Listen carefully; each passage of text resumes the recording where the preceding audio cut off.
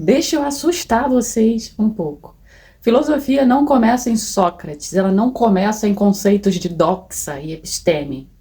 O que começa com os gregos é o termo filosofia e a criação de uma estrutura ordenada com finalidade de ajudar a busca do conhecimento. Mas, desde antes dos gregos, já havia filosofias, como mesopotâmica, egípcia, hindu, persa, judaica, entre outras aí. Elas eram rodeadas aí de crenças e rituais religiosos, dogmas. Sim, mas isso não é motivo para descartar. Dizer que a filosofia começou com os gregos é o mesmo que você dizer que o ser social começou com o povo europeu. Então, essas limitações intelectuais, elas não acontecem na fase adulta, e sim na educação, tanto na do lar quanto na institucionalizada, que desde a infância ensina a destacar-se por saber responder, e não só isso, responder o que querem ouvir, e não por saber fazer uma boa pergunta. A nossa mente, ela é treinada para concordar e repetir qualquer coisa que pareça inteligente e nos afaste das possibilidades de ridicularização. Um exemplo que eu vou citar, o Olavo de Carvalho. Ele fazia questão de expor o pensamento filosófico junto aos seus valores e princípios pessoais. Mas algumas pessoas, principalmente acadêmicos, propagaram preconceitos a respeito dele como filósofo, por causa dessa jogada que ele fazia. Então, usaram a questão dele não ter diploma, dele ser astrólogo, só que não é avaliando o filósofo que se analisa a filosofia. Com isso, veja que a filosofia, ela também forma preconceituosos. Ela em si não vai libertar a mente de ninguém. É mais fácil ela formar mais pessoas preconceituosas do que pessoas preconceituais. O preconceitual, ele tem uma consciência de valores e princípios. Esses valores e princípios, que erroneamente por muitos são denominados como limitantes. Mas o preconceituoso é que é o limitante, porque ele detesta valores e princípios por causa dos seus abstratismos. O pré-conceito existe e pode coexistir e interagir sem problemas nenhum com o exercício filosófico. Mas o preconceito, não. Ele vai manipular o pensamento filosófico. Para invalidar o conhecimento de alguém, geralmente usa-se várias ferramentas, né? A preferência das fontes, qual escola estudou, se foi pública ou particular, qual faculdade, se você tem mestrado e doutorado, quem foi seu mentor. E se você passar positivamente em todos esses filtros formais de validação, mas a pessoa não quer aceitar o seu argumento, aí ela vai dizer o quê? Mas você não tem formação em New York University. E ai de você se pronunciar um nome estrangeiro errado, acabou o teu argumento. Heidegger dizia que o meio acadêmico é o pior lugar para você levar a filosofia. Schopenhauer disse que era o pior lugar para discutir filosofia. Platão, Rousseau, John Locke, Matthias Lippmann, entre outros, observaram que a melhor fase para incentivar o bom intelecto é na infância.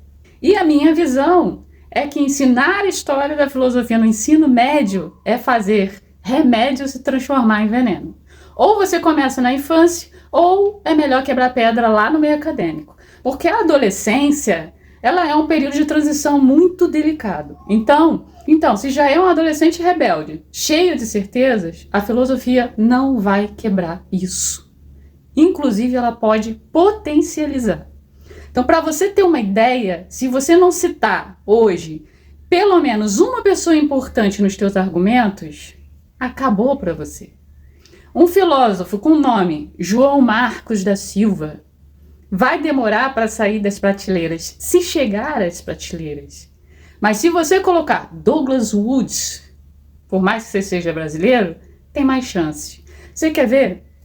Ailton Krenak, filósofo, indígena, historiador. Quase ninguém fala dele. Ele levanta críticas que são muito interessantes. Por exemplo, os discursos antirracistas. Ele fala que ficar contando e recontando a história dos negros para gerar uma integração com os brancos é continuar mantendo como referência a cultura branco-europeia e não os sujeitos de hoje. A perspectiva dele é que a gente pode iniciar a história a partir dos índios, quando os brancos chegaram e não houve batalha. Os portugueses vieram doentes, com fome, e os índios cuidavam deles, mostravam as frutas que eles podiam comer, como eles cuidavam da terra. A nossa história não começa na escravização. Começa com um povo que, ao ver brancos em navios enormes, como humanos. Não sei se você consegue entender a diferença. A essência da coisa é um povo que não se incomoda com aquele tanto de informações, com esse povo que discute branco aceitar preto e preto aceitar branco. Para Ailton, o que compreendi dele é que identidade não é cor, regionalismo nem nacionalidade. A identidade é humana. Tem até um vídeo aí que circula na internet que ele diz assim para o entrevistador: você tá me olhando simpático assim por quê? A gente tá em guerra. E é uma verdade. E ele falou certo, porque com a internet, a filosofia e todo tipo de conhecimento virou um produto a ser consumido e a ser usado mas como arma.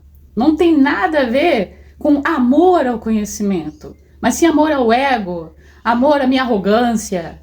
Então veja bem, filosofia, qualquer conhecimento, não é apenas sobre comer, é saber o que você come, mas não só isso, também a intenção pelo qual você está comendo.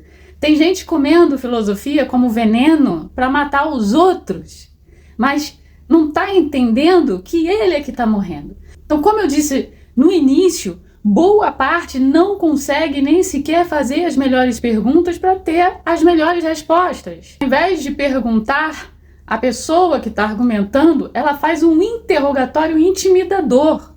Há diferença entre você querer saber como eu vejo o objeto, de querer me dizer como eu tenho que ver o objeto.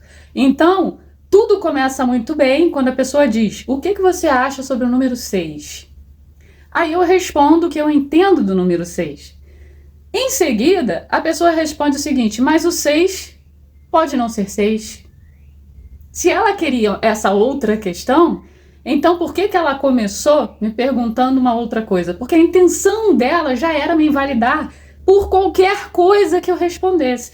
E uma das estratégias é isso, é sair dali, do original da pergunta. Então, se você não domina como formular boas perguntas, você vai ser um péssimo questionador e vai passar vergonha diante de uma pessoa que sabe formular perguntas. Dessa forma, podemos sugestionar que a mente é treinada para dar respostas e que ela já parece formular automaticamente perguntas capciosas.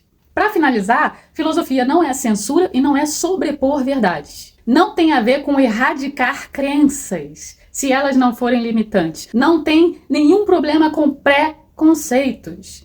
Entenda que a ciência ela tem métodos, objeto de estudo e os ambientes em que influenciam o objeto de estudo.